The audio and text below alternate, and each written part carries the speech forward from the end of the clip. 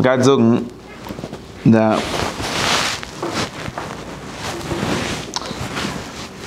I have a question. Oh, I also want to answer, but mainly a question. And my question is, if we should be happy that we got the Torah. Sarbet? Which means, or another question, the way to say it in the from language would be why we should be happy. But the non-from language for the same thing is if we should be happy. Because we had this Yom Tov called Zman Matan Teresayni. And supposedly the Olam is happy because they received the Torah. Now I'm not so sure. Man, let's be real. What's this pretending? Right? This is they pretend. So going back to the Torah, They look that we're happy. I don't know, we make a whole Yom Tov with Naam Bekil Alma Moide Divin Naam Lechem, with Naam Torahs. The Maaseh, be real. So going back to Midday, what doing them? I want. But they're not happy. What? But they're not happy. It doesn't seem like they're happy. Right. I once had a Asifa Shviz by night in my house. What do you mean? They get to sleep the whole day. They don't have to take care of their kids the whole first day Shavuos. What are you talking about? It's a moment. It's epic time. I'm sad it's like, you know, yeah, Sean. You don't have to drive the kids anymore. And Eretz Yisrael, by the way, Yom Tov is over, bro. Right after Shacharis, it's over. Whatever, okay. It's a good question, no? Yeah, okay. Serious question. We're adults. We're allowed to ask normal questions. Chvaisam is medrash 2 minutes, not follow pretending, but that's why we come here. It seems to me that the Torah is a source of problems, not a source of solutions. Right? I mean, how do we mekayim? Okay, if it's a problem, after you mekayim, the shal is how? Then you're not happy. I once had a Sif and Shviz by night in my house. And I told everyone that everyone knows the story that the Eibishter brought the Torah to all the goyim, and everyone said there's one thing that's a deal breaker, right? Right. Can't have that. Right. So I said, imagine if they come to you, could you think of one thing that you would say no because of it? Of course. I got a big list. Yeah. Einfach nimm das Ding raus, then we'll be fine. Okay? Why do you right? And the Hamas, like we said, nah, so otherwise we wouldn't have gotten it either, right? That's the trick. Because there's real stuff, real talk. In other words, so like they're like chassidim. They're like, yeah. That's what you mean? They said nah, so they didn't want to hear. Okay, if they would have violated. I heard once that Episode Slanta said, "No Hamas, if they would have told him Lishon Hara, we would have never gotten the Torah." Yeah, that's basically the white collar crimes too. Yeah. Listen up. Only do it when nobody sees. Okay. Here. No. Yeah. So this is a serious question. I think it's a serious question. Maskam's a serious question. I told this question to my daughter. She said, "No, Tati, jetzt so, aber Taka." That's so everyone thinks that's already an answer. Maybe there's no answer. You look at it. On internet cheating, you want that the What? Explain. That if you would just allow yourself just to be like, just always able to do everything, right? You're just like the internet, which is just you're available for everything and anything at any time, and nothing to mold you to a specific thing, right? And then you just that's not a life. So the Torah is like this thing that hones you in, like, you know. So you're saying that Baruch Hashem, there's a thing. Correct. In other words, you're interpreting my question as the question which most people think, like the guy in what's his name's book said, without a God, everything would be permitted. And you're coming to say, and that seems like most Yidden, when I tell them this question, they're interpreting what's the other side? Like what would have happened if there would not be a Torah? And the answer that most from people think would be is that everything would be permitted. Right. And or something like we would be able to do what I could give you the exact language. We would be able to do whatever we wanted. Yeah. Right. Yeah. We'd be wild, right? We'd be wild. That's the outcome of being able to do whatever you want. It doesn't have to be the outcome. No, Yeah, it's cyber. telling somebody, meaning somebody who has the Torah. Mm-hmm. Ask him, right? What would you do? It'd be wild. You know what I'm saying? Like, yeah, that's what they would say, right? Not thinking of. Right, and But alternative to that. I asked a very broad way. There's an alternative to that too, but no one would think of it. I asked a very broad question, so you give a certain interpretation of the question, right? Which is probably what most people, at least in some way, think, and then you give an answer to that interpretation. I don't mean because everything would be mutter. It's not really what I'm saying. I think it's just the toilet. You'd be free to do whatever you want. No, it's a way of it's the mold of this chaymer, meaning you're just a blob, right? And in order to make you, let's say, into a table or into a something, right, and not just to be. But this blob is a name for free will, right? For being able to do whatever you want. That's what we mean when we say that, right? That's the nothing, or what some people think is everything, right? This like being able to choose whatever I want, or to want whatever I want, or to do whatever I want.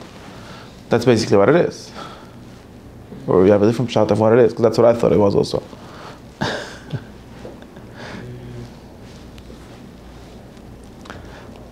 But that's only if you interpret that the Torah is very restrictive, right? I don't know if it needs to make your life restrictive. That's what I'm saying. I don't know if it needs to be restrictive. It's just telling you what the good way is to be. A way. It's not all of them, it's one of them, right? Okay. Right. Or at least not infinitely all of them. Maybe it's a lot of them, but not all of them. Right. Meaning, let's say the Torah all said, there's no lavin, let's say, yeah. Right. Just do this and this and this and this. Let's say the goal is to be a computer scientist, right? So the Torah would say, just do this and this and this and this and this, and then you become a computer scientist. Okay, so now you mold it into a computer scientist, right? That's a good thing. In other words, that's the goal. Right, versus not having anything, and then you just one day you're on the couch, the next day you're on the beach, the next day you're playing guitar, right? You're just nothing ever, because you're able to be everything. So therefore you're nothing. That's all I'm trying to say. But Taka doesn't have to be the Torah for that reason. It could have been right. Very good. So that would be a good argument for something, a something. It's not a very good argument for this specific something. Not an argument, doesn't tell us anything. Like, I could still say, well, it becomes harder to say a little bit, but I could still say something like, I could still have certain criticisms of specific things, like say,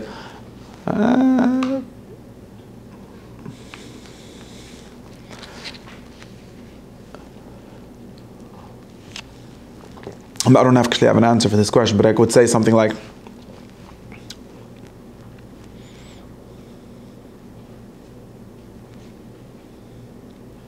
did we need this thing about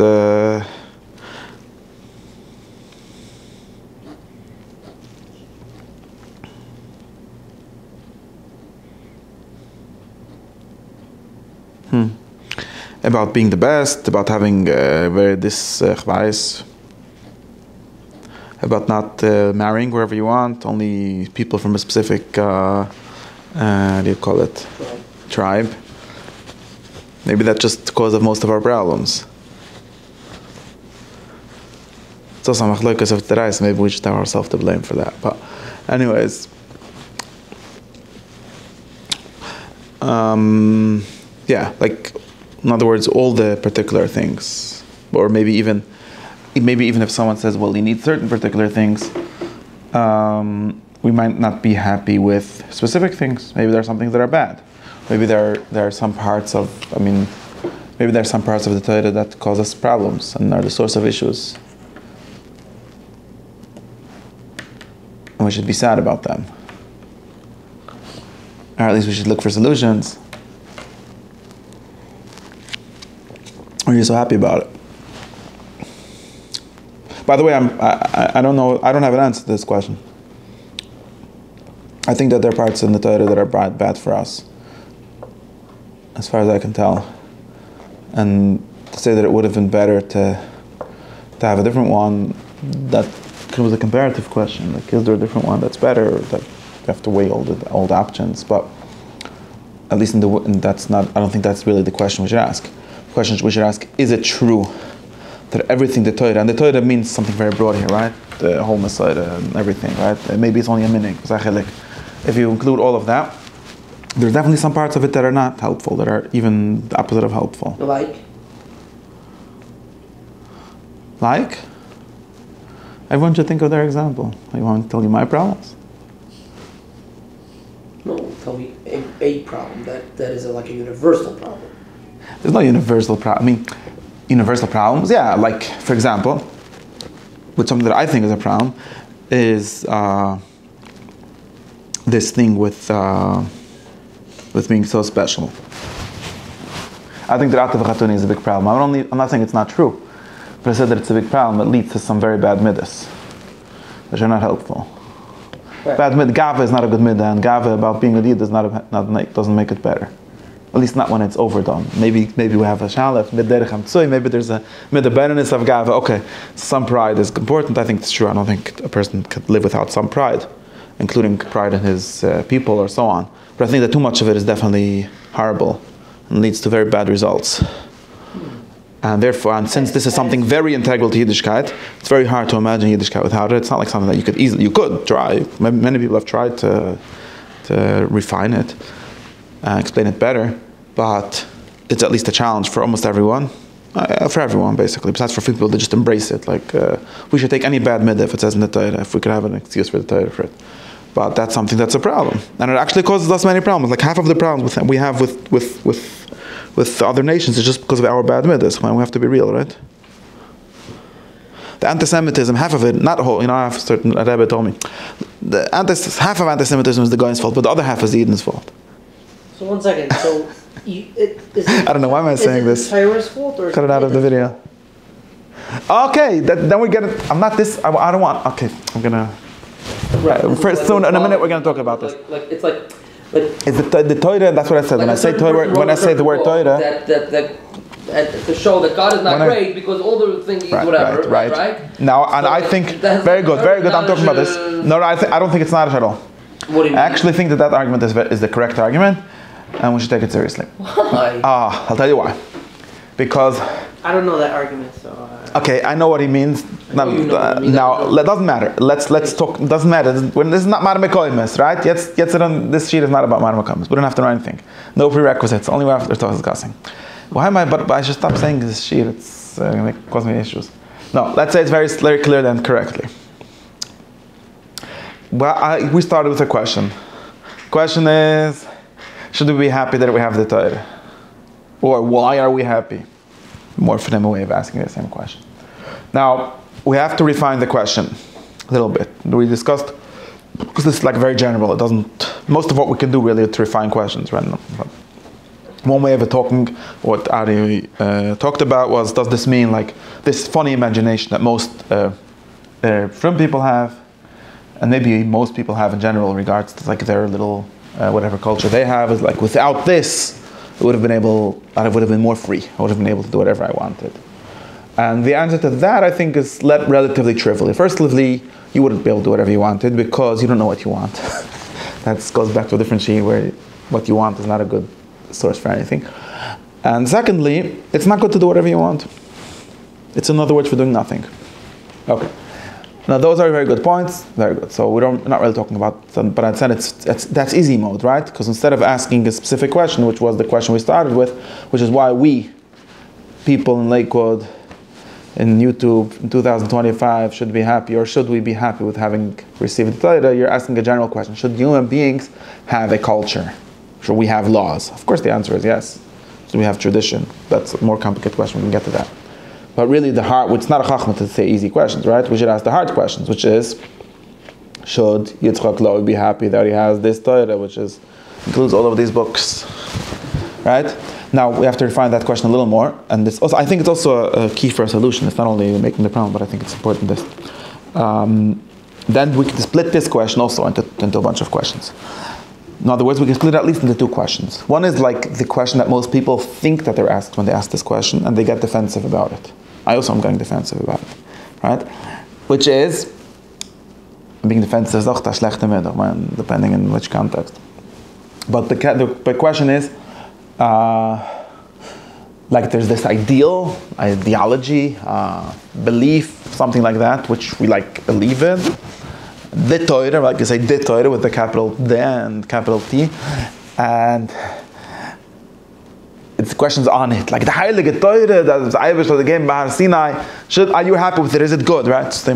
Almost the same question, right? And of course, the answer has to be that it's good. We're not even allowed to ask that question, or at least we don't allow ourselves to ask that question. And I also think it's a less relevant question. And then we could sort of say like this. Let's say if that would be the question, then we can have this question, this difference between, how does it go? Love Judaism and not the Jews. Or like the Christians say, love Christ and not the Christians. Or like that, let's say I don't have a problem with Christ, only with his fan club. Right?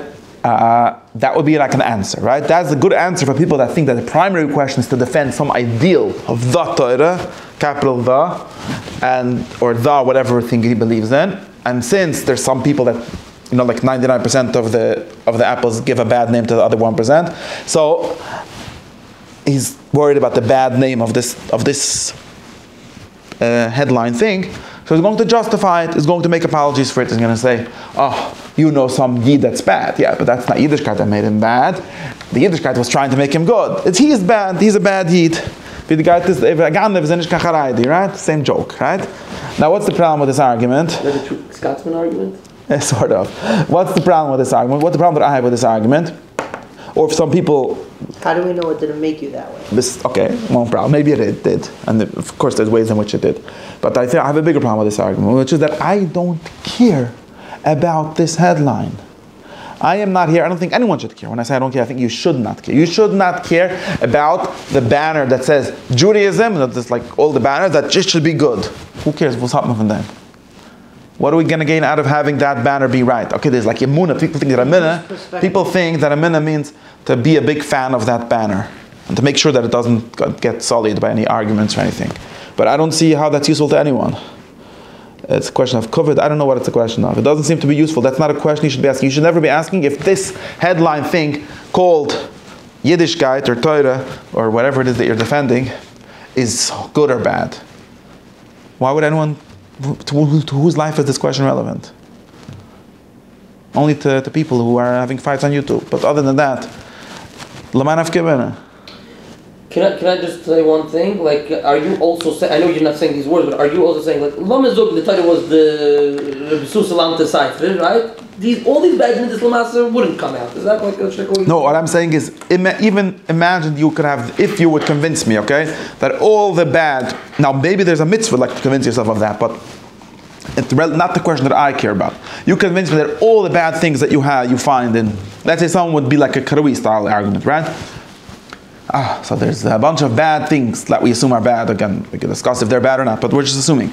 There's a bunch of bad things in religion so-and-so, in state so-and-so, in group so-and-so. And now, I have a problem. This is a bad group because they're full of bad things. So comes someone and says, look, I have a teretz for you. This group, they're not really about what they're doing. They're really about this book that they claim to believe in, which nobody really opens or cares what it says. Nobody in that group cares. But suddenly we care, right? Doesn't make any sense. And that book is really very high. It just happens to be there's a lot of mefarshim on that book that are bad. So, but you should really hold of this book because it's only the commentaries that are bad, but the book itself is good and says only good things. And I'm going to answer this guy, why in the world should I care about what these people claim to be about? I don't care about what they claim to be about. I care what they're actually about. Now this is a bad group of people. People seem to keep on getting confused, right? Is Islam a problem? I don't care if the Quran is a good book or a bad book. I've read it and it's not. I've read it and I'm not staying. Not really. Also, I've read it and it's not the point. But I don't care. That's not the discussion. These chavre, they seem to want to kill me, so I'm not a fan of them. That's all. Whether it's from this book, from that book, maybe it's a tactical thing. Could we convince them that the book is wrong? It makes no difference to my life. And people get stuck with this because if we could prove that their book is bad, that helps me somehow. But if someone says, someone comes and says, that really the book was great, just was someone else that corrupted it. Okay, and now what? What should I do with this information? There's nothing. I can't do anything with it. Okay, but it's always a question of what the argument originally was. If the argument is like, God's not good. I am. Right? The Torah is not So wait, good. first we're talking. I'm not talking about God being good. This is not a sheet in theodicy. Whatever. Same thing. I don't think that when the Torah. Very good. So if you're interested in defending some God or something like that, because we already believe that God gave it and he must be good or something like that.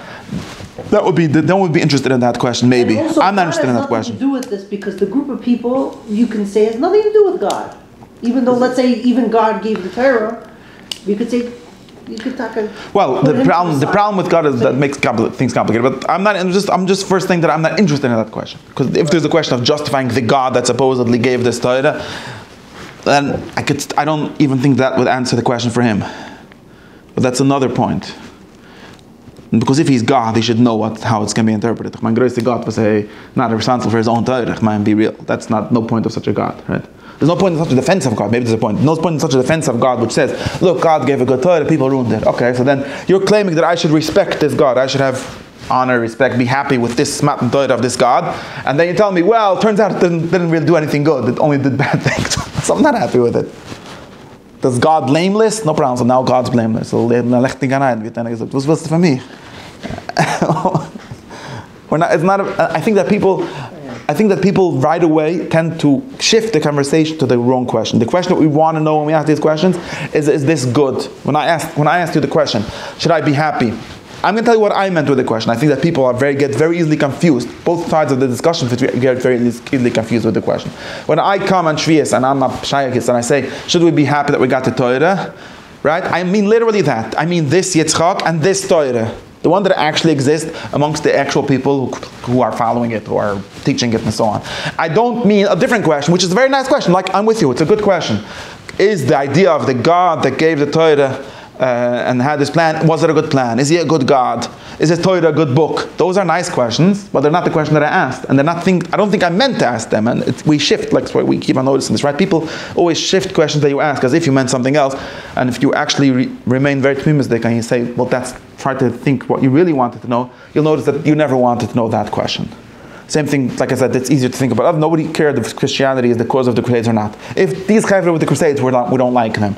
Chevra that do other things, we do like them. So now, is there a question of why is this like abstract question so interesting? It's not so interesting. It's of course interesting, for political reasons, but the question that I'm asking is not quite that question.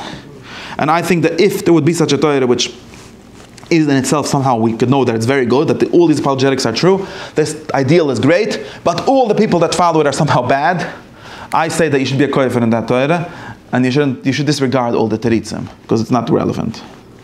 And vice versa. I think that if there's a Torah that's bad, theoretically, but somehow causes all the people to be good, now of course this is complicated, because how do you know what's good and bad? Okay, but imagine that this would be possible. I think there's at least a very serious side that you should become part of that group. Because it seems to be doing good for them. Who cares if they're imagine there would be like a text that everyone agrees that originally was just about murder and rape, and somehow the medrash and the Hezbollah came and said, no, it's about being a good guy and giving tzedakah. So we should become part of that group. Who cares what really the Pshita Shamikra was? Well, that's only if Lamaisa that group. If it works, if it works. Because that's the much more interesting question. When I ask about the Torah, I don't ask about it's not a science question, right? It's a question about ethics. It's a question about the good. Torah is a system of how to live. It's not a system of telling us a story that happened, whether the actual story of Mamdar Sina or some truths about God. Those are totally separate questions. We're asking about certain ways of living. Now, if these are a good way of living, then that's all. Also steht in the Piet, it says in the Piet, I make things very simple. If it's intertwined, then you should do tshuva until it becomes simple. Very simple. Not pashut. I don't believe in the Torah as an abstract thing. I think the question that is interesting is the one of the actual one, which exists in the people, not in the book. I don't understand something. Why can't you say abstractly whatever really is the Torah is like it's a and mention corrupted? What type of God is that God that didn't know? What do you mean? What type of God is the God that gives you bechira to screw everything up? By the way. Yeah. Useless. What? Useless. Yeah, you're just used to the terets. No, I'm asking you. Is that the question?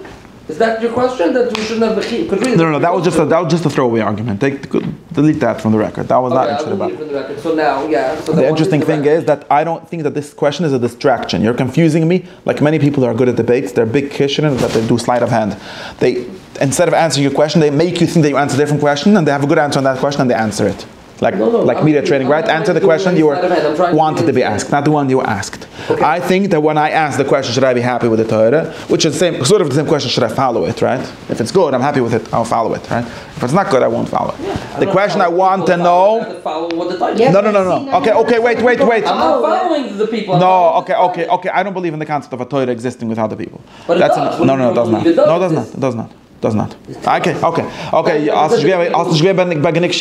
Hello, you're pushing away the thing. 99% of the people made mistakes. Fine. No. So listen to me. Wait. You're jumping around. I say that it's distraction. People distracted by saying, okay, but the book is so good. I have news for you. If none of the people that are good, then I have nothing to do with the book. I don't care about the book. That's what I say is the question that I actually wanted to know. Okay.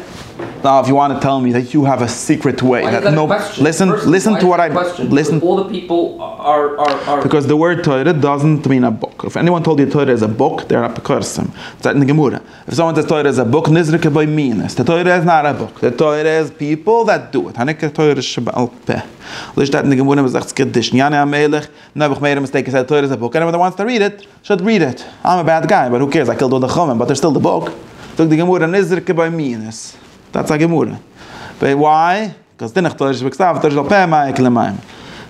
Torah doesn't work. The Torah is not a book. And maybe there's a book called the Torah, and maybe God gave that book, and maybe you could defend it as a very nice book. But no, there's no such a thing. That's not what we mean to say when we say Torah, or when we ask, oh, should be happy with the Torah. We don't mean, is that a good book? Now, you came up with a nice idea, which is, okay, maskim, but maybe I could be the first one to follow that book, which is a good book according to the apologetics, which switched the question, and I'll be a good person by following the book. Okay, that's what you're saying, maskim. Then why did God give such a wait, forget about the questions on God. We're not worrying about God. He's worrying about him. No, but then it's such a confusing. That's a kash on Hashem. That's a kash on God, but we're not interested in justifying God. We're interested in finding a good way to live. So you're asking that even though all the people, or assuming that the people that are actually teaching this book, right? You have to remember, when I say people following, I don't mean just following, maybe people teaching it, right? People teaching the book don't understand it. Mr. Ari got on the edge to his yeah. And since those people themselves are more that the book is better than them, right? Obviously, that's what everyone that believes in the Torah says, that the book is better than them in some sense. I'm going to be following the book and not them, right? Be a Talmud of the Torah, not of the Lomdei Torah. So that's another version of Karuas, right? You noticed, right? You just reinvented Karaism, right? And so that's not an argument. That's just me making fun of you. But the problem with this is that I don't actually believe that this works. I mean, it might work in a very limited way, but even in the sense that it works, it only works in the sense that you do find one person they think is a good person. If you say, like you say, the Rambam said that 99% of people don't understand, so you're a kust of the Rambam. So Grade is dead, decline a problem. I didn't say you have to have a live person. So you're not part of the Yiddishkeit of Lakewood. You're part of a new Yiddishkeit, or an old one called Rambam, or anyone, whatever it is, your old book they decided is good, and you're trying to be a student of this person. It's quite hard to be a student of that person. It's possible, somewhat, that's limited, in limited ways it's possible. You might be able to do that. But just to go back to the question, that's not the question that I asked, right? That's again not going to satisfy me, because when I say should I be happy with the Torah, I mean the one I was taught, right? I don't mean one that I could invent, because I found a good book that seems to be a good book, and there's no people that actually follow it, or maybe very few, but I'm in chus of that book. I have tons of good books for you. Fail get the books. It's so easy to write a good book. No, it's not mamish easy. Okay, I'm exaggerating, but there's 5 good books. Okay, not only one. We have to be real. The Torah, even according to the Rambam, it's not the only good book. Okay, someone tells you it's the only good book. Maybe they just didn't read any other good books. Which is, I'm not saying there's not many other good books. Maybe there's 5. I think it's very hard to write like a world historical good book. It's not simple, right? In reality, how many books are there that have a million people following them? Maybe 5, right? Okay, 12 if you count. A number less than 20, I think. Okay, but I'm pretty sure all of them are as good as the Torah in the same way. I'm not that I know. I'm making this argument not out of knowledge. I'm just But the most important thing is good. In what way good? okay. I didn't say. I pretend in this whole discussion that we know what is good and we can decide if the good book is good. Of course. Otherwise, nothing works, right? If we can't decide what is good, then we don't have anywhere to start with, anyways. Of course, we have to do that, but that's the important question. Of course, that's a big question. No, I didn't solve that at all. If you just define good as whatever that book says, then again, we're stuck in a loop. That doesn't help us. We can't be happy with it either, right? We can only be happy because it's a mitzvah. The Torah says you should be happy, so you should be happy with it. But that's just circular, right? That's just the Rebbe got the Gileli, so you must have Gileli, right? You should believe that the Torah is good because it says in the Torah is good. Which is what you'll hear in Lakewood Yeshiva, but it's so funny that people keep repeating circular arguments and don't realize it. I have a way to justify them, but I'm just saying it doesn't help me, right? Why are we happy to receive the Torah? What do you mean the Gleibst in the Torah is good? What do you want from my life? Did I ask you if I should have a Torah? If it's good, obviously I have to be outside to talk about this question, right? Otherwise it doesn't make any sense. Okay. And Shoin saw something about me? No. Anyways. He has to be talking about the actual Torah, the actual one. I actually think Lemushlam, someone that I'm saying this in the argument, but I don't actually have a way out of it. I think that someone who, if we agree that there's some bad ways, right? Assuming, I think that everyone agrees this. Now this is just to justify myself, because I said before that there's this other conversation, which is if the Torah is good or if God is good, and we of course have to at least say that God is good and the Torah is good. But it's also not controversial at all to say that there are bad ways to learn the Torah, right? Like it says in the Gemara, or Yeshti Talmidim v'Mayim Eruim. There's all kind of ways to understand. Moitzim divrei Torah leminis. I mean, it's basically accepted in Chazal that Christianity is a bad version of the Torah, right? They don't say it's bad. They say it's a bad version of the Torah, right? It's bad interpretation. It's something comes out of the Torah, but in the wrong way somehow. Whose fault is it?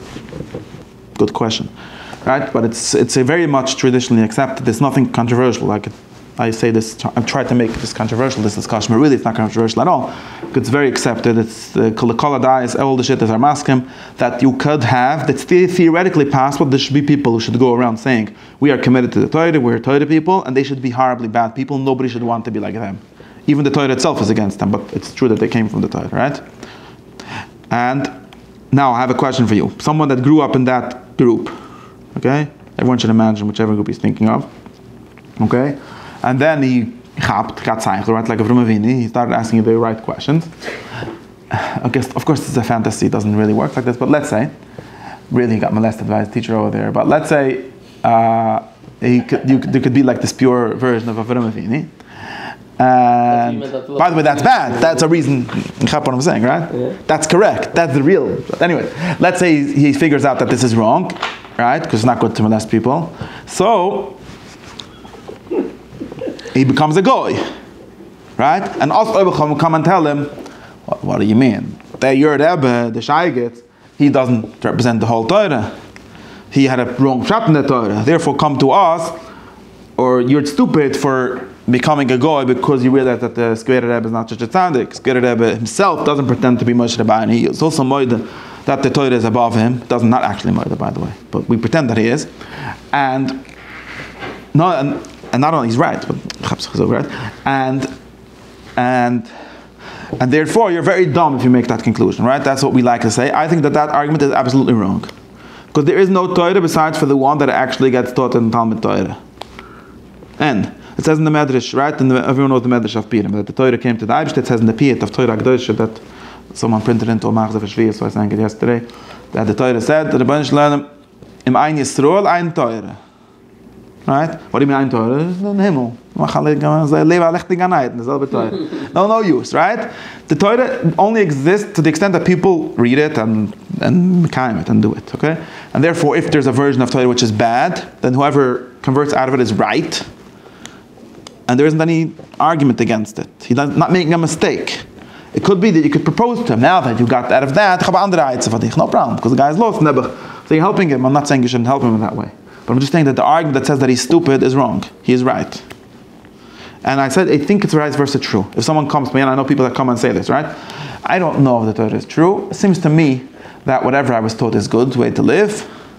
And people think that this is cynical. They call it orthoprax or something like that. Turns out that this is the truth. right? And that's not really what the people say. But if they would say something like this, I think that they mean to say that someone getting at. But if someone would come and say, I have no idea, be real, all these stories, but I'm happy, my father seemed to be a good guy, my teachers seem to be good people. I don't know if there's other ways to be a good person, but this is a good way of being a good person. I'm happy with it. I want my children to be good people in the same way, right? And therefore, I want to accept this version of way of life. I think that that person made the correct choice and the justified choice, right? The wise choice. Why? Wisdom in the sense of doing the correct actions based on the correct reasons, for the correct reasons. He has no idea if Mama Hasina happened, so what? That was never the question. His father's thing is based on that. Okay, so we'll say the same story also. No problem. If it's based on that, we'll believe in it also. To be good people. This is the argument that I make based on my question, right? I didn't answer the question yet. I just assumed that that's just because of me saying that that's the correct question.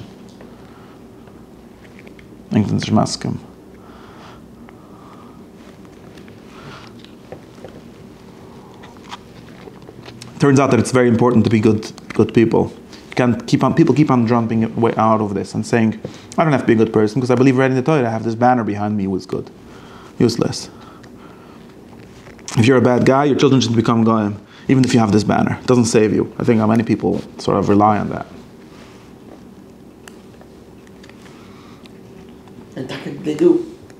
Right? And their children become goyim. And like I saw this discussion, I was thinking about this. People who were having this machlokes. What kept Yiddishkeit? Eine ist Baal Shem Tov, and the zweite ist Dafka, the nicht Baal Shem Tov, and the dritte ist this. So the Torah protects itself. Protects itself But by... they become good. Well, if you care about the Torah protecting itself, but I care about people being good people. And everyone was saying something else. Like the question was, which theory saved the Torah, right? Is it the rationalist theory or the mystical theory? And I'm looking at these people. You people are living in the Olam HaLala land. You think that everything is about theories that you could defend in debate and Chayde. It's nonsense. What really keeps the Torah is people being good people by it. And I think when people say, before the Baal Shem Tov, Yiddishkeit was going down, the Baal Shem Tov saved it, all that means is the Baal Shem Tov was a sincere person who tried to be good using the Torah. And according to the mythology, Chassidim like to tell themselves that Abunim before that were somewhat corrupt. Which just means they use the Torah for themselves, and instead of trying to become good people and teach their children. Of course, you shouldn't. You should become a goy if that's the case. I actually think this is true. Any area where you see where the teachers of the Torah are sincere, they could be stupid. They could be wrong. That's not the point. If they're sincere, they're trying to become better people using the Torah. Their children stay Yiddish. The people who are very obviously not sincere, and sometimes not even having a problem because they think that the excuse of having the correct eminence saves them, their children become goy. Look around. It could be that you need a good theory for that. Like, if people can't believe in the Torah without Chassidus, then you need Chassidus in order to be able to be a good person using the Torah. Because otherwise you think that the Torah is taka bad. So you can't become a good person using it. But the thing that makes people good is only the good people, not the theories. Like that's the whole idea of Ishbis the whole time, right? That's what you're saying? Like, I don't know, what is the idea? Jede schlechte Sache in the Torah, right? That he's scared that someone's gonna maybe become bad from it. He somehow makes it not as good. It really means maybe. this. Maybe. I don't know. I don't know. Basically, ik word naar goy met de goyschap. Who? Like ik heb Yiddishkeit. Understand? I'm not sure what you mean, but I feel like it's going to get on me to a whole complication if I start talking about it. Oh, it's very simple. Lamaisa. Oh, so I didn't answer my question. I just said what the question is. No. I didn't understand. You didn't understand. Yeah, because the generations before, they kept the Torah, right? Right. They said, this is the Torah says do all these that's like Schmidt's thing or whatever, right? And they have the Torah to back them, right? So Maset made a bad society, yeah. Ich came see this and I was off from Baratzen, I got Kurim, and this is this. Yeah? So basically from Yene Yiddishkeit the days are gone.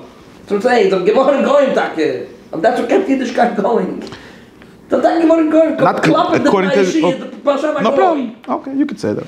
They do it. Of course it's that a goy has for But yeah, I'm asking. Okay, I hear. If that's what you meant to say, I'm asking.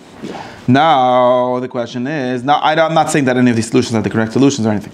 I'm just saying what kind of thing it is. What kind of question the question is. Yeah. Now, given that this is the correct question, we should think of what the answer is. Wouldn't that be complicated? So, what do I think? What do you think?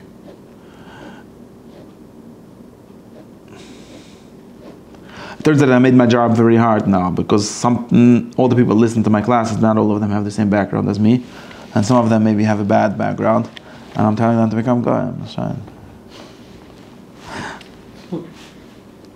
Shach is this shit, right? Yeah, hello. Okay, so I have a shtickle answer. I actually also think that this answer is used. I also have an answer to that question, but we have to say what I think the answer is. You missed the whole. I missed everything? Oh, I wanted to come in. Now we're going to say the teretz. It's hard to start with the teretz. It's always hard. It's good for a challenge. Right. So, the teretz is... What's the teretz, right, Shalana?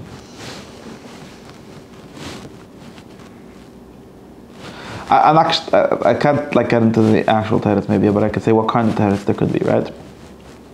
Kind of teretz could be goes back to what we discussed about virtue, right? This was all Akdama to get back to our singya, of course, right? We're not getting about anything else, right? And we learned that there's something called virtues, and it's very hard to find a good translation for it, and even in English, virtue is just a Latin word that translates a Greek word, which means arete, which means something like excellence. And in Judaism, people call it midot tovot, but it's a apparently bad translation, although it's like has something going for it. It's traditional, but it's not actually good for defining what it is.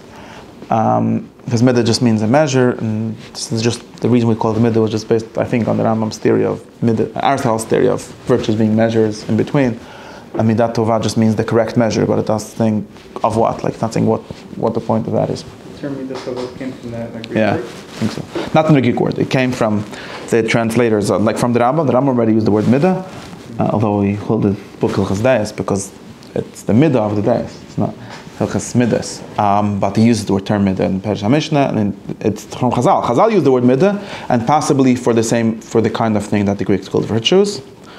I can't deny that interpretation. Chazal used the word midah in the sense of measure, but in the broad sense of measure, like in this broad sense of measuring anything, like arba midas, betalmida, midah toiva meriba, things like that.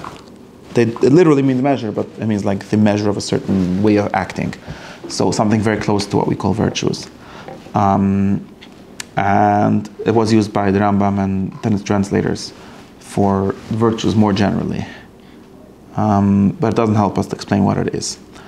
The important thing to understand, or the thing that we're struggling to understand right now, there's something about it that we could say, right? Something about it that we could say, and this is connected to what I'm saying. Something about it which we could say, which has to do with the question of how to get midas tovos, right? How to get virtues, right? Now, we said that virtue is liking. A virtue is a like. Okay, your character virtue, at least there's other virtues, intellectual virtues, which are not like that exactly. But character virtues are likes and dislikes, which is a way of saying the love or the liking of a specific activity, right? Not of a specific thing, but of a specific activity. Like, for example, if you go to yeshiva and they teach you to learn, what they teach you is not to learn, they teach you to like learning. All the yeshiva I'm asking with this. Right? They think they teach you to know how to learn, that's intellectual virtue. But I'm talking about the character virtue, Shabbat. It's the midah of liking to learn. Okay? And interestingly, anyone that went through a yeshiva system, Litvish yeshiva system, that was successful at him, nowadays not all of them are successful, or maybe never they were all successful. But for the most part, like a successful product of a Litvish yeshiva system, we're a bad word. A successful product of a Litvish yeshiva loves to learn. No matter if he's a guy, if he's a yid, if he keeps Shabbos or not, there's all these Chassidish stories that are supposed to make fun of this, saying, there's a guy that used to learn with the tzigrat on Shabbos. But that just shows that they were successful, right? That was their goal, to make you like learning, and they were successful at it. Because liking means that you like it. It doesn't mean that you do a mitzvah. L'shem mitzvah, like we discussed. L'shem mitzvah is the opposite of liking. Right? Chassidim, by the way, have the same thing. They just teach you to like singing Menicha v'Simcha, and there's people that did that with a tzigrat on Shabbos. The Zel b'choizik kamamach, and Litvaks actually make choizik. But it's actually, the whole machlokas is very dumb, because this machlokas all gets conducted as if the main thing is some kind of Kabbalah soil, right? And then everyone is arguing if you have the correct one. But the reality of chinuch is that it doesn't work with Kabbalah soil. The reality of chinuch for virtues is that it teaches you to love certain things. Now the machlokas is really which virtues are more important, if singing Menicha v'Simcha or liking to learn. That's a fear discussion. It doesn't get resolved by referring to how many people are like don't have Yiras Shamayim into it, right? Gets resolved by is this kind of person a better person or not? That's a serious question. I don't have the answer to that right now. I'm just trying to give the framework of what the question is. Right, so that's called training, that's called chinuch, that's called virtues. Now, what am I getting at here? That this becomes something a little hard to define, or a little hard for us. We are very used, since, like we discussed a minute ago, we are very used to jumping to the intellectual level, or the dogmatic level of things, like, should you learn Torah? And then we pretend that yeshivas teach you that you should, that there's a big Indian, it's an ideal to learn Torah. But that's nonsense, that's not what they teach you. That everyone believes supposedly. That's not the point, or you do or you don't, right? Maybe they don't even believe it. What they actually teach you is the activity, not the activity, but the laikok of the activity, the habit, right? It's called the habit, the hobby, the love of this, being this kind of person. Right? Now that is not the same as the banner, what we call it, like the belief. Because like I said, there's many people that are like, right, all the people that write in the Ated, people that don't learn asachas, but they very much believe in the ideal of learning, right? Those are people for who the chinuch didn't work, right? The people that did work are the people that like to learn. But it's also not, it's very important to notice, right? We discussed this in the last class. It's also not the kind of like as liking orange juice, right? It's liking the taste of orange juice. Yeah, right. And people seem to confuse this, because people, when they like, some people that they become reflective about this and they realize, I was taught this kind of activity, to like this kind of thing, and then he asks himself, okay, so, and like even Baal Musar can get into this kind of discussion, right? Does this mean that I believe in it, or does it mean that I just don't like it? As if these are the only two options. Like any guy that's like a stickle overklet or a stickle Baal Musar goes like, so I love to learn, but is that really because I really believe in it, I really mean it l'shem shamayim, or I stam like it, right? These are the two options, as if these are the only two options. But it turns out both of these options are wrong. Perhaps. Both of these options are useless. What? The third option, which is another type of... Yeah, that's the actual activity. It could be that itself is not enough, it could be that, but it's not, the dichotomy that we put it into is absolutely not wrong, because it's not what it does. It taught you a new kind of like. In other words, just like you have like an ability to like food, or an ability to like other pleasures, now you have a new ability. You didn't have it before. To like learning. It doesn't reduce to, I like the cover to get out of it. No, just to be clear, it's not the same thing. The older people that, like the yeshiva successful products, they're not people that like to learn because they get covered out of it. They like to learn even when they don't get covered out of it, right? Lishma. Maybe it's not the Chassidish pshat of Lishma, which is also a theoretical thing. It's the Litvish pshat, the Chayav pshat of Lishma, right? Lishma, by the way, this is the Rambam pshat of Lishma also. At least one level of it. You like that thing. Why do I like it? Because I have this new thing, not because I'm a person that likes, like as if there's like 3 basic likes that we're born with, and now we can just connect things to that. Nonsense. You get new likes. There's new things that you like now. You're born with liking food and liking pleasure and liking attention. Very nice. Now you have a new thing you like to Torah. It started off with connecting it to the lower pleasures, which is called metach shelo lishma bo lishma. But it didn't end there, and just not a big level. It was the lower pleasure. Metach shelo lishma bo lishma. That stuff? Yeah. No, but I'm talking about like the taste of Torah, meaning... I don't know, there's no such a thing. There's no such a thing, it doesn't taste like anything. What are you even saying when you say that? Oh, explain. Just like there's liking orange juice, and then there is liking the taste of orange juice, right? Right? You said this last Wednesday night. Okay, let's assume that we're... So there is liking learning, and then there is actually when you learn that No, I'm not masking. Happens. I'm not masking. When I said the taste of orange juice, I just meant the thing that is ke'ili built into you, right? The things that is just sensitive pleasure. There is no sensitive pleasure in learning. There just isn't. To say that you like the activity of drinking orange juice. That would be different than the sensory pleasure of drinking. Right, which is not very common. What do you like about orange people have likes like that, I think. But I just said the word orange juice. No, I understand. No, there's people that enjoy popcorning. Yeah? There's people that enjoy Yes. No problem. But this does not exist at all for Torah. Just be clear, it does not exist. It doesn't. Two things don't exist? Okay, No, it doesn't. It doesn't. The only way it can exist is in the way of Shaloi Lishma, which is as in you should come to Shul Shavuos by night because they give out cheesecake, which is like an artificial connection between the activity of learning and that.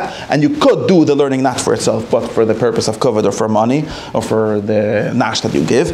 But let me finish my sentence. But that's the idea of Shaloi Lishma Bo Lishma, which is saying that because it's not actually because of that, the activity of learning doesn't very well connect to this knowledge that you get. If it would connect well, then you would be stuck, but it doesn't actually connect, but it's a separate activity, which means that it has its own goals.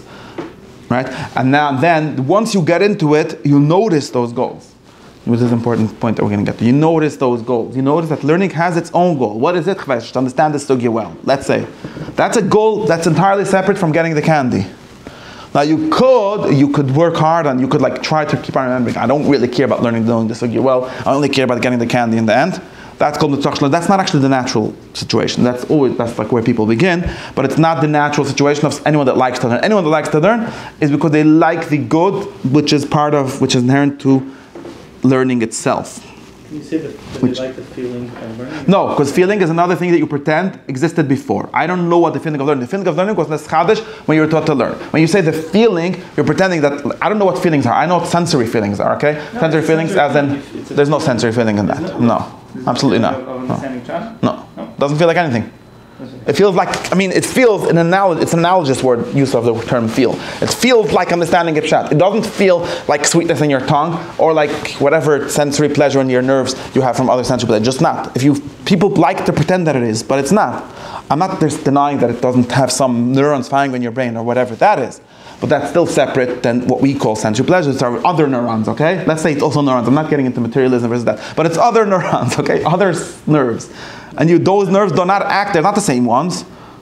No shaykhis. You can't reduce it to I feel good. What does feeling good even mean? The feeling good of learning is a different kind of feeling good than the feeling good from drinking something sweet or getting drunk or whatever it is. And that is the feeling good that belongs to learning. This is what confused so many people when they started getting into pleasure of learning all these things. They're all just confusions for not understanding this. Yes, absolutely just confused. I knew you coming up with that. That's what I'm trying to be. That's exactly what I'm trying to. Entirely confused because the Eglatal thinks that lishma means something a third thing, which is closer. No. The Eglatal thinks again. The Eglatal doesn't have this middle category like most modern people because they forgot it because they stopped reading Aristotle. And since the university stopped reading Aristotle, the Yidden also stopped. And therefore, they forgot about the reality that the normal way of talking about these things is not to pretend that everything you like is just a kind of sensory pleasure, which is obviously not. So of course everyone knows that, so we pretend that these like psychological pleasures are somehow the same thing as sensory pleasures, right? And then, since everyone religious or everyone part of a tradition still thinks that there's something higher than that, but you don't know of anything intermediate, so you jump to something very high. So the Chassidim jump to this idea of lishma, of dvaikis, of meaning God or something like that. Now, meaning God is a very nice ideal, but that's not what we're talking about over here. We're talking about something much simpler than that. Right? And the kind of pleasure that you have from learning is not sensory. No, but why would you even think that? It's a thing itself. Now, is that good? By the way, I didn't say that it's good to pursue for itself. I don't know if it's a good. The Eglatal's question is a different question, or the question of is it good? Is it really the thing you should pursue? But I don't actually think I'll say something later. No, to answer your question, it does not. It can't be distinct. The pleasure, the kind of pleasure, if we call this pleasure, if we call this liking, right? The liking of the learning is not separate from the learning in the same way that the liking of, like the first division that we made, like the liking of ice cream and the liking of eating ice cream. It's not. Okay, that's all my question. It doesn't separate in that way. Because the whole mahos of this thing is that now I installed you a new liking thing. That's all it means. Of course, there's an activity of learning. And maybe not always you like it. Maybe the like comes in the beginning and the end. That's already how it works. But the liking is the same thing that the Eglatal does get this right? That the liking is part of the learning. It's not possible for someone to be a loimed, the midas loimed limit. You could be a mekayim mitzvah torah, then you're not a lamdan, right? Then the yeshiva education failed on you. You're a tzadikal, you're not a loimed, right? You're the chavetz chaim. You never like learning. But if they succeed, then you like it. And this liking is not the same kind of pleasure. Well, if it's lishma, if God cares about this, that's a separate question. We have to ask that question. The Chassidim will definitely say that it's not enough. I'm not arguing with that. I'm just saying that it's not the same. When they criticize the Chassidim, they sometimes reduce it to the lower kind of pleasure, which it isn't. It can be criticized, but not in that way. Stimmt? You're saying that if it would have been such a type of sensory pleasure, no one would have to teach you this type of liking? Then all Torah that isn't that, then again, I don't know if it wouldn't be a have to teach, but that's just not what it is. I don't know why anyone would think it's a sensory pleasure. It just isn't. Which sense is it? So who cares what it's called? Sensory this, sensory that. I just know for myself, right? There's two different likings. There's one like before you go, like you get like a chayshik to go, yeah. About the beis das ist Geschmack. You like the activity of learning. In other words, right? Like 2 o'clock in the morning, get this chayshik to learn, let's say, or 2 o'clock in the afternoon, whatever, right? You just go. Psychological pleasure? Right? 1 second. And then when you learn, Besides that, these are details within the thing. I don't see that. There's a detail. It's liking the activity of learning for the learning itself. Some people like this. No, I don't think it's lenyuni. Doesn't matter to me. It doesn't matter to me. There's an interesting discussion to have if we're talking about actually the virtue of learning. We'll get into all the different parts of it. But since I'm just trying to find what a virtue is, then all of those are in the same category to me. Right? Psychological pleasure, I don't know what that means. That's just a word that seems to make people think they know something. Okay, I wanted to say something very, very simple because I want to understand this, okay? So like this, since I one time ate pizza, now I like pizza, okay? In other words, forget about the taste of pizza. At this point, I already like pizza eating, okay? Right? It's magazine. I don't know. Aber zu möglich. It's possible. But we're not. We're not talking. We can't. No, not. How do you understand that? Again, I'm not. How do you understand? I like pizza eating. What does that even mean? Yeah, Yeah, I think that it's. I actually think that you're wrong because you're jumping within that. You're connecting them too much, right? A lot of times you don't eat. You'll remember. Don't. Let's keep things simple. Listen. Adi. Wait. So let's keep things very simple and never talk about the same thing which has both because that's just confusing us. Okay. We're going to use examples where it's clearly distinct. Okay. Eating and other physical pleasures are one kind of like, and kavod and gava and kas are another kind of like. Okay. So as simple as that. Kavod doesn't mean I get a tingle in my spine or something. It just means I like that. Okay, it's a social thing. It exists somewhere. I'm not getting into the materialism thing question. It's just a different kind of thing. Okay, is masculine a different kind of thing? Very good. That's all. Now, torah is the kind of learning, is the kind of thing that kavod is, not the kind of thing that food is. That's all. There's a third thing.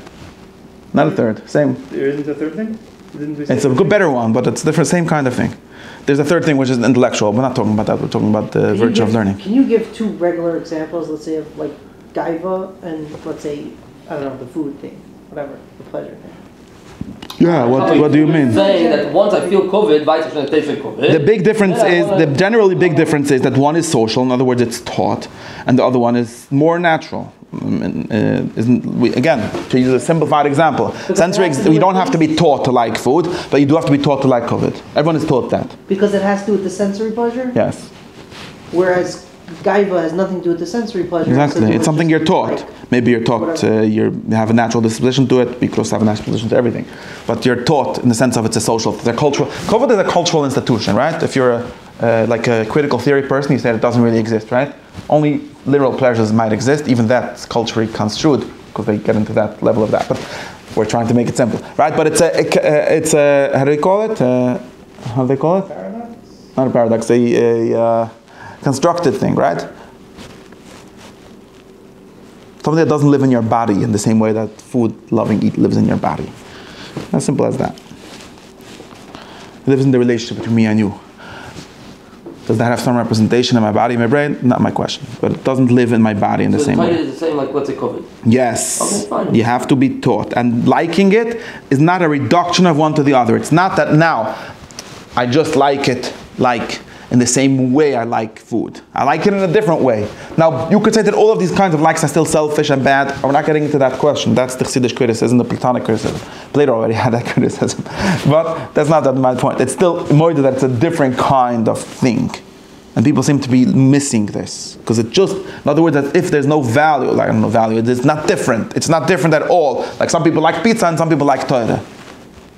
That doesn't really follow. It's true. But it's a different kind of thing. To be able to like pizza is a simple thing. To be able to like torah, you need training. You need chinuch.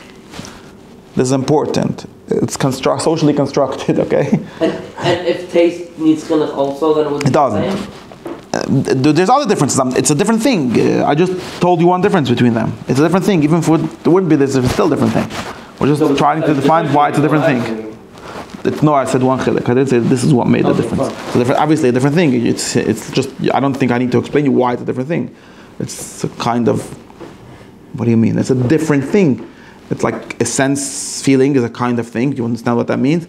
A pleasure of the sense is a kind of thing. You understand what that means? And sense of liking to it is a different kind of thing. You don't feel it in the same place. Just want to say that, right? It doesn't exist in the same part of the soul, right? Not just because one is an activity and one is liking the actual item. That they could come out in examples where it's not an activity, correct? No, absolutely not. This is just a nice fantasy that people like to tell themselves. I don't know where people got this. You literally don't feel the same. I don't know why. Look in your experience, okay? You could look and do introspection for this. This is totally not the same thing, okay? Yeah, it doesn't hit my taste buds. It's some other. Very nice. In some other sense. So it's not the same thing. Why do people go around?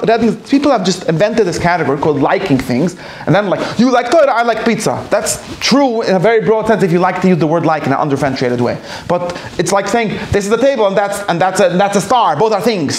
Very nice, but this is a table, that's a star. It's two different things. So why should I? There's nothing to do. I didn't say that you should care. I just said first that it's a different thing. Fine. I didn't say anything about caring. I'm just trying to tell you the most basic fact that it's different, and for some reason, I don't know why, or I do know why.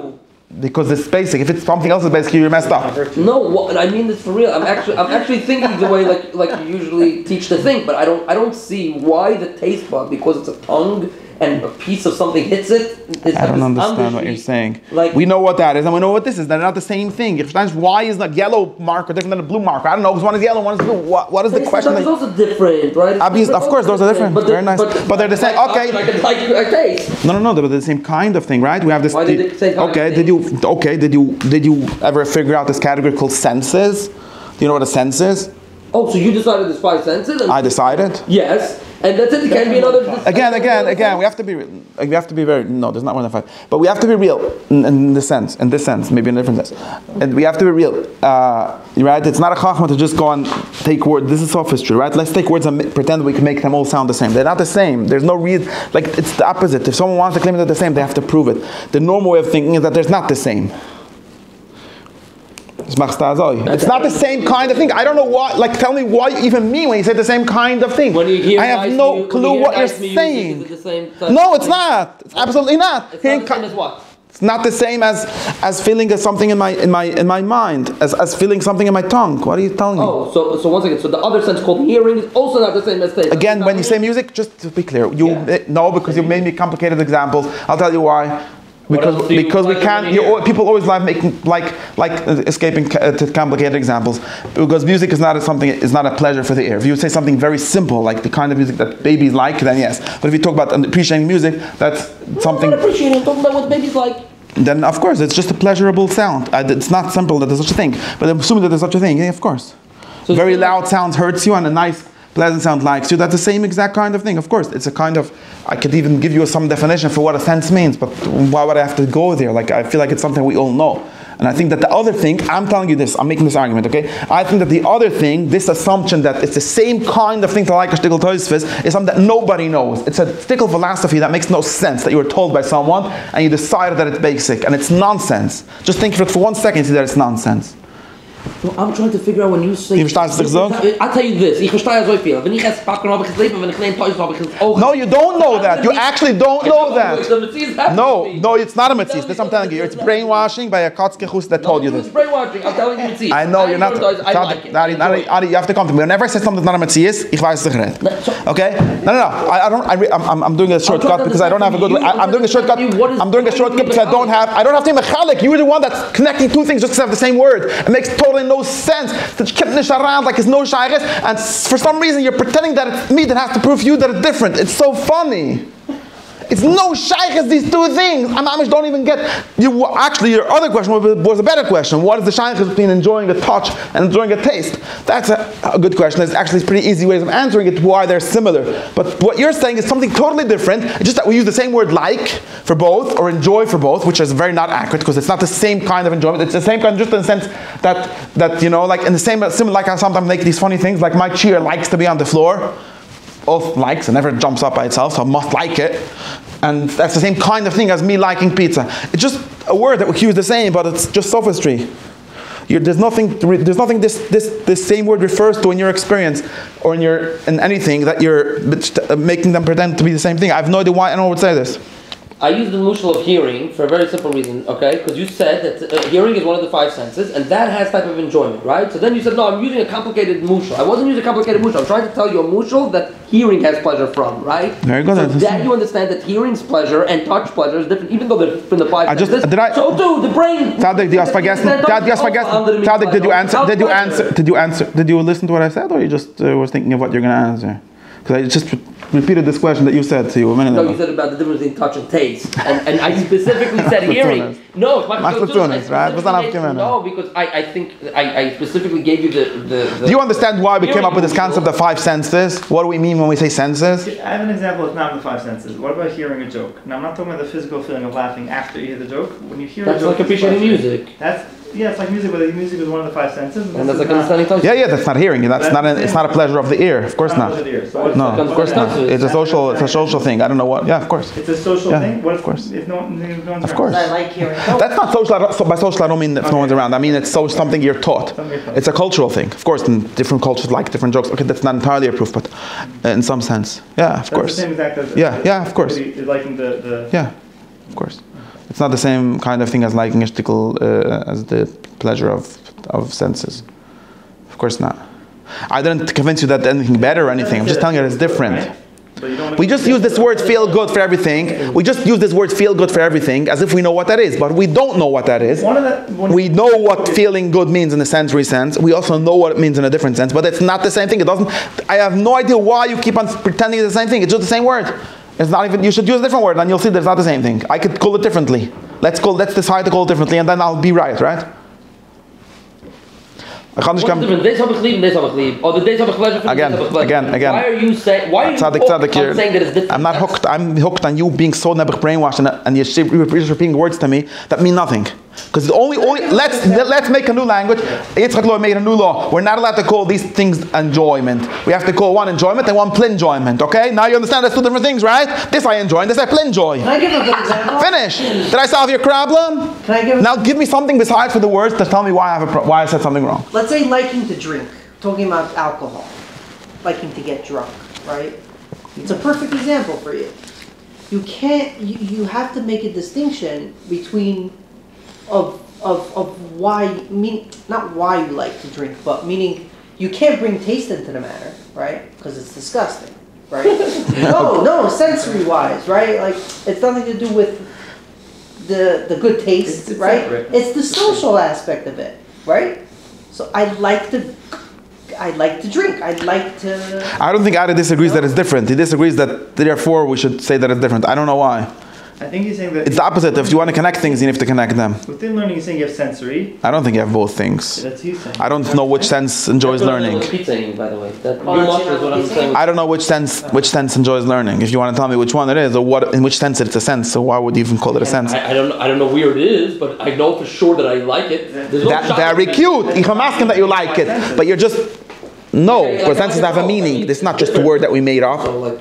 A sense has a meaning, Tzaddik. Then I don't know where it is. When we call it senses, it's not because we randomly decided to call these things senses. No, but if you say there's 5 senses, then you're taking away from other things that have the same feeling. They're not. You could call it senses, but they're not senses because they're not. Okay, a sense is something that gives me information about the outside world, in a way of touch, or in a kind of way analogous to touch. Yes. With sight is touch? Yeah, kind of touch. Everyone, of course. That's what he always says about touch. The ancient theory was for sure like that, but nowadays it's also like that. It's just the light waves hitting your cornea or whatever. Yeah, of course. That's what a sense is. There might actually be more than these 5, but it's hard to find them. It's not like there's many more. And this is not touching your brain or touching your whatever? Not in the same way. Like again, in an analogous way, yeah, we have these analogies. Like ein lechem ele porach, but not it's just an analogy. It's the same word for a different thing. I don't see why I have to explain to you that it's different, because it's obviously different. It's you that has to explain to you why it's similar. I can explain to you why it's analogous, but I don't know why you would assume that's the same thing. And just to be clear, I'm not saying didn't make any moral claims here, right? I didn't say that it's a better kind of pleasure. I just said it's a different kind of thing that happens to get called feeling good in this same way, but it's a totally different thing. It's the same thing, okay? Let me tell you clearly. The people seem to be very confused about this. I don't know why. I know why, because brainwashed by a bunch of hundreds of years of philosophers that tried to pretend that this is the basic facts, but it's not. The enjoyment of being married is not the same thing as the enjoyment of having sex. And some people think that it is, but it's not. It's both enjoyable, both are pleasurable, but the word pleasure literally means something else in both cases, okay? Naches, in Yiddish is called Naches. Naches meine Kinder. Was meint Naches? Basically selbe Sache wie enjoying some sex, Nein, es hat kein Scheiches. There's some Chassidisches word that make dragon, but it's nonsense. It's maybe they're both selfish. I didn't say that one is better than the other or any of that. All I said is that it's a qualitatively different thing. It's like saying, you're telling me the floor and the ceiling are both the same. Yeah, they have some similarity, but they're two different things. Like, why would you even connect them? Okay, let's get back to this thing. I'm going to finish my sheet. So now, the important thing about this kind of thing is that you have to be taught. Okay, you have to be taught. It's not natural. There's actually very few things that are really natural, or at least this distinction is more complicated. But at least in some simplification level, sensory pleasures don't have to be taught to humans. But other pleasures or other likes, we shouldn't use the word pleasure because it confuses us, but of course that is pleasurable, have to be trained. Okay? And that's what Shlomo HaMelech said, and Plato said, that if you don't train people, they will never like it. There is no way to make you like it without training. We did this right last week. I don't know, I did it in my Yiddish. Right? You have to be trained. And this also means that both, even if I could give you an argument for why it's good, which would be a different discussion, it wouldn't be enough. Because you still won't like it. If I give you an argument for why it is good, you're going to agree that it's good, but you're not going to like it. In the same way which you like food, just for the different way that we're talking about here, right? And vice versa. If I don't give you the argument why Torah is good, I can still make you like it. Maybe slightly less successfully, but I can still do it. You know how I know that it can be done? Because many people have been doing it all the time. And like with Yeshiva, they don't really explain to you why Torah is good. They just tell you should believe it. But they do make you like it, at least in some cases. And it's even works very well. They even make you like it in the ways that they would not agree with, right? Because people that went to the yeshiva like also learning other things that the yeshiva doesn't approve of, which just shows you that this is like a kind of thing that you could buy, you could be trained into, liking, learning, and it doesn't translate into liking, following what the yeshiva says. It's not the same thing. That's how you get into it, maybe, but that's not what you get. What you get. Just like it's a kind of shlo lishma, right? It's a kind of way of getting you into it. Makes sense? Makes sense? Now, just to be very clear, every single culture that ever existed does this. Besides for a few that pretend that chinuch is not necessary, but they also do it. They just don't talk about it, right? Belonging to a culture literally means this. That's what it means. That's what culture means. This word culture, which, by the way, tarbut is literally what Chazal called culture, and tarbut means chinuch. Tarbus means being raised, right? The raising of people, not the raising of people in the way of raising animals, right? In the way of raising people, which means teaching them some more human, right? Obviously, animals don't literally have midas, at least not to the extent that we do. And this is something that's at least starts to define us as human. And when you grow up, you are taught to like certain things and dislike certain things. That is not very much connected with the beliefs of this society or with the... Dislike is also a virtue, same thing? Yeah. Okay, the word virtue is weird, but the kind of thing that a virtue is. Virtue just means the good ones. That's why it's a day without being a midah, right? Without being a midah, yeah, of course. This is what culture does. And this is why culture, and even to some extent, this leads to some scary conclusions for us, which were said already, drawn by the Mishle and by Plato and by Aristotle, that the kind of things that you start doing when you're a child, they are going to determine your the whole life, basically. Right? Whatever you are trained to do as a child, in a childish way, will remain with you for the rest of your life. Which is why if you go to a Chassidish school, if they teach you to respect the rabbis, you can always respect the rabbis. It might be a different rabbi, but that's a midah. No, I'm serious. Like a midas chacham is a midah. It's a midah. Or if you go to literature school, which teaches you to be critical in some sense, you're going to remain with this midah, and so on. Wait. We're going to figure out how to switch. I don't think people entirely switch. People refine. Very, very few people entirely switch. Actually, maybe none, or maybe very few.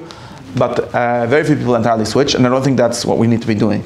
What we need to be, but let's get to that in a second. But this I said before my question of what's okay. Now, when someone says I'm happy to be, if I am happy to have received the Torah, and like we gave in the first half hour drusha that we don't mean the Torah that's in the banner. So the only thing it could mean is that I am happy with certain virtues that I was made to have, certain things that I was made to like. It's not that I choose to like, right? This is even something that's weird to talk about choice. The choice is, it's a choice, but in a much broader sense than what we think about choices, like I choose to this action or that action. You can't literally sit down and choose to like learning. You could choose to get into a path that will cause you to that. You could choose to train your children to do that. It's a much broader thing than individual particular action choice. But if you received a training, you received a chinuch that made you like certain things and dislike certain things, and those things are good. Now we'll have some way of evaluating whether they're good. But if you realize them to be good, then you should be happy with receiving the Torah. If anyone says has a different kavanah, you should tell me, because this seems to be the only kavanah that's possible to have. That your culture that you were brought up in, known as Yiddishkeit, if that was the culture you were brought up in, has given you certain likes that you would not have had otherwise. It's not possible to get them otherwise. There is nobody that gets them without being trained in them, without being cultured and educated into them. And like I said, we have to talk about Shiva. What do you do when you're stuck as an adult? But when we talk about being happy with the Torah, we're not. Just by the way, very clear, right? We're not talking about. I said last time, right? People like to go to the extreme cases for some reason, right? When I ask you a question, are you happy with Shalom? When I ask you the question, are you happy with having received the Torah? I don't mean the question of would you have taken the Torah if you would have been about Shiva or something, you have been born differently, which many people think that's the question. I don't know why that would be the question. That's a nice... Yes. For some reason, this is another one of the ways in which people switch the question to a different one, which is either harder or easier to talk about, right? Before I asked this question I said that we should all think of if we're happy to have received the Torah. And for some reason, people think that this question translates to a different question, which is, if I would have been born in Honolulu, would I have been misguided? That's changing your whole knowledge. It's entirely, besides for that not being a realistic question, it's also not the question that I asked you. When I asked you if you're happy, I mean the one that you have actually, not a different one that you would have theoretically had. Why do people keep on changing it to that one? I don't know. I actually know, but you should think about it. And since the question is on this actual one that you were given, and given doesn't mean there's a book that you believe in. Given means you were trained into, because that's what chinuch means. Therefore, the question is if the virtues that you were trained in are good. Now, to the extent that they're good, you should be happy. To the extent that they're not good, you should do tshiva. It's very simple. And what does refining them mean? That it's probably very hard to think of a society that has zero virtues, or that has no virtues at all, because that would be impossibility. And since everyone has some virtues, then the job of growing up or of doing tshiva, which is what we do when we're more than 15 and so on, and we can't relive our childhood, not only childhood, right? Youth. Then the answer is you need to know what those virtues are, and you need to know what the good parts of them are, what the good things that you were taught to like that you would never have liked otherwise. And then you find out what the bad things are. What are the bad things that you were taught to like and you would never liked otherwise? And what you would have to do is, this is like the work of philosophy or the work of tshiva, like of the work of growing up. It's to make the good ones interpret the bad ones instead of vice versa. Interpret? What does that mean? The ones, what's the bad ones? Now if the devil tells you the answer also. The answer, yeah, I could tell you one example, but I have to finish. The answer would be something like, I was brought up to let's do something like this, right? This is really what all the midas are about, the midam tzuos. And the midam tzuos shows you that there isn't really such a thing as an entirely bad thing. The only question of when and where and how much, right? So, for example, if someone was brought up in some kind of society, some community which taught him to not care about what anyone else says, right? Okay, this is a virtue that you get from growing up in Lakewood. I'll tell you about it. Okay, we are the best. We talked about this. We are the ones that know the truth, and everyone else can verstecken. Yeah, one of the basic virtues, just very clear. We escape to the truth of it when we talk about it. But this is a virtue. This is a kind of way of being. We like it. We like to be the ones that know what they have to do And we absolutely don't give a gunish, see what anyone else thinks. Right? That's a virtue. It's an excellence. It's the thing that you get, okay? What? Whether it's good or bad, it's a virtue. Okay, I don't have a different word. It's a way of thinking. Now this has a too much, which is bad, and a too little, which is bad also. And which virtue is this? This is something like the virtue of courage. Okay, I'm giving you an interpretation of this. Is what I mean. Now there's a bad interpretation of it, which is called the beis of egoism. Okay, which is not caring about other people. That's how you become a bad Talmud of Lakewood. But the way to become a good Talmud is to interpret as the virtue of courage, which is the idea that a human being needs to have some sense of what he is doing and not be the opposite of that, which would be the vice of being a choynef, right? Someone that just does what everyone else wants them to do, which is not good, not for himself and not for anyone else, right? You need to have that kind of. I'm calling it courage. Maybe there's a different word for it. I'm not sure if it's exactly courage. Because courage has more to do with facing danger and stuff. But some kind of virtue of having a backbone. Okay, integrity. Sense of self? Integrity. You could call this. We'll figure out. You understand more or less what I mean. Some kind of integrity, right? I don't know. I'm trying to use ancient words. So some kind of integrity or courage or backbone. Okay. Now that's the good interpretation of it, and you understand it in that way and use it in that way. And there's no way of applying virtues without using your seichel, which is called phronesis, practical wisdom. And you apply it in the cases or in the way or in the amount which it's needed for that, and not in the amount which is needed to be a gasriach like some other people apply it. That's called becoming a mensch when you're already an adult. That's called, and then you have a right to say that you're happy to receive the Torah. Right? Otherwise, you don't have the right because it only made you worse. So it still didn't have to be this Torah. I didn't answer that question. Okay. Okay, I'm going to stop here. You can think about it yourself. Didn't have to be nothing.